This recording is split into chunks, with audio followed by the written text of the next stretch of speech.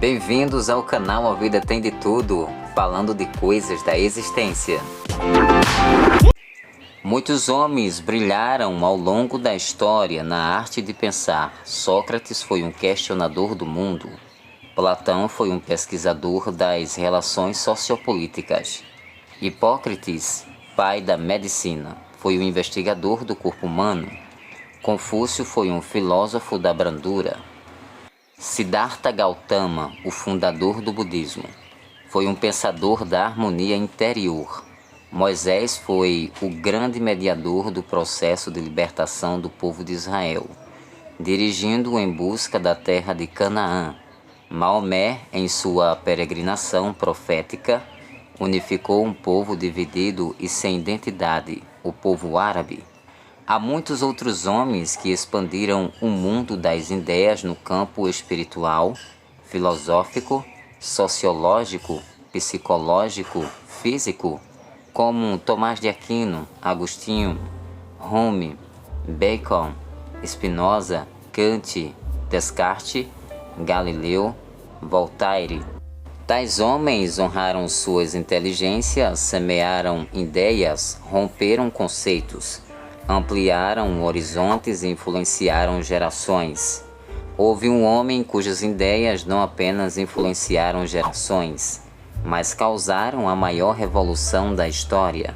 O seu nascimento dividiu a história. Ele é o mais lido do mundo. Embora não tenha escrito nenhuma palavra, ele é o mais estudado da atualidade. Embora seja o mais cercado de mistérios e o menos conhecido, inúmeras pessoas em todo o planeta se dividiram em milhares de religiões em torno do seu nome. Mas às portas da morte ele rogava aos seus íntimos amigos que amassem uns aos outros em detrimento de suas diferenças. Grande parte dos cientistas o admira profundamente, mas a ciência nunca o estudou nem conheceu seus maiores complexos pensamentos.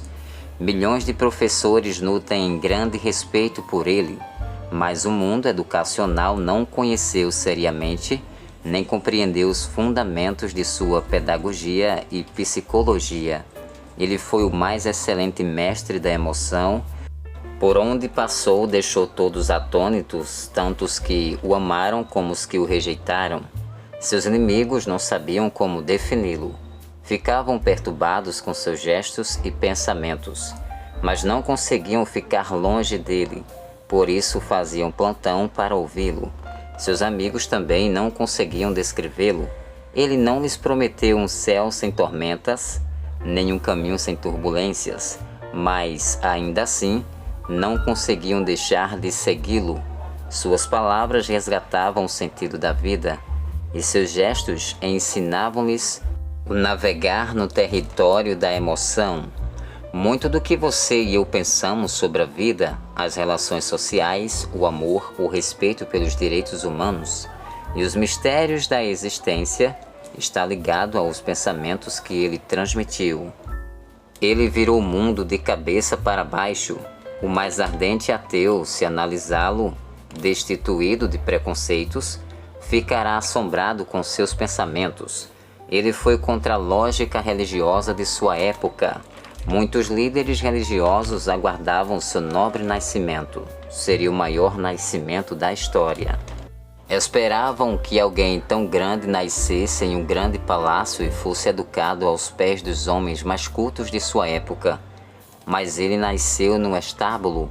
Veio ao mundo de maneira mais pobre do que muitos miseráveis. Seus pequenos pulmões se abriram para respirar o odor de estrume fermentado. Rejeitou a escola dos cultos, preferiu a escola da vida. Nessa escola ele foi o mestre dos mestres. Soube transitar pelo caos social, pelas dores, pelas rejeições, pelas necessidades, com uma sabedoria fascinante. Quando abria sua boca, todos ficavam estarrecidos com sua inteligência, eloquência e capacidade de argumentação. Não quis assentar-se no trono confortável, nem poupou sua vida de labores. Ocultou-se na pele de um carpinteiro. enquanto o sol escaldante queimava o seu rosto e podiam-se ouvir os estalidos do martelo. Ele mapeava a alma humana, enxergou além da cortina dos comportamentos e compreendeu o que estava por trás das reações de cada pessoa. Ninguém foi tão longe em perceber os becos da alma e as vielas da emoção. Sua capacidade de interpretar o ser humano ultrapassava em muito a dos melhores pensadores da psicologia. O carpinteiro da vida, com suas mãos, entalhava a madeira e com suas palavras lapidava a emoção humana. Ele também foi contra a lógica política, mudou totalmente a maneira como o homem deveria encarar o poder. Demonstrava possuir uma força que homem algum jamais teve, mas não gostava de ostentá-la. Fazia milagres surpreendentes, capaz de deixar pasmada a medicina moderna, mas espantosamente rogava às pessoas que a ajudava que não contassem para ninguém o que havia feito. Sua ética confrontava com nossos paradigmas. Os poderosos sempre quiseram ser Deus, mas o único que foi considerado Deus insistia em ser reconhecido como filho do homem. O mestre da emoção amava passar desapercebido, apreciava ter amigos e não admiradores que o aplaudissem.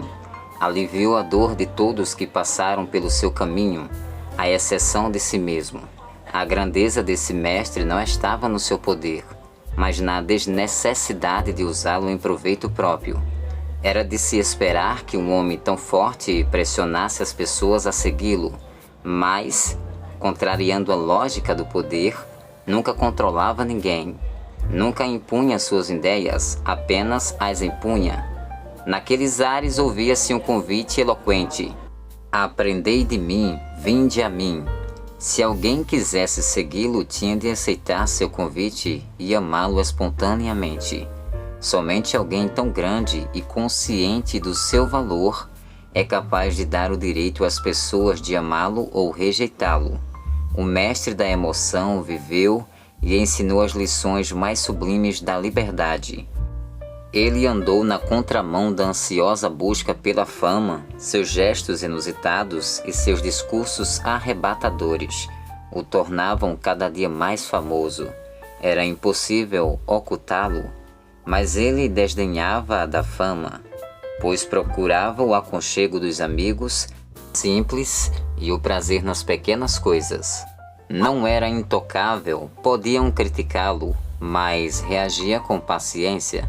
Podiam ofendê-lo, mas não condenava seus opositores, nem fugia do ambiente. Os homens podiam ser seus inimigos, mas ele não tinha inimigo. Não permitia que o lixo social entulhasse a sua emoção. Ele era livre, numa área em que facilmente somos prisioneiros. O mestre da vida sabia proteger sua emoção, pois nunca reagia antes de pensar.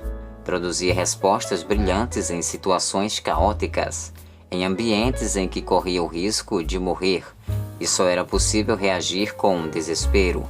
Ele reagia com a mais alta tranquilidade. Medo não fazia parte do dicionário da sua vida. Nunca alguém teve tanta habilidade para penetrar no âmago da alma humana e transformar as rotas da emoção sobre seus cuidados. Homens sem qualquer qualificação intelectual tornaram-se poetas da vida.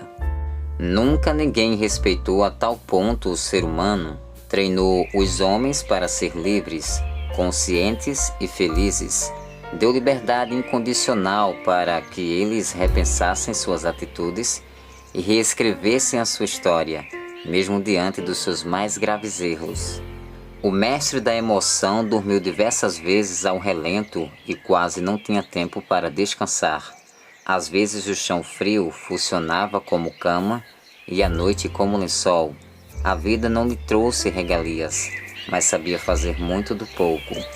O mestre da vida sabia transitar na terra do ódio e da rejeição. Este homem se chama Jesus de Nazaré, o Salvador dos pecadores. Aquele que morreu e ressuscitou e vive com todo o poder e com toda a glória. Aquele que me segue não andará em trevas, mas terá a luz da vida.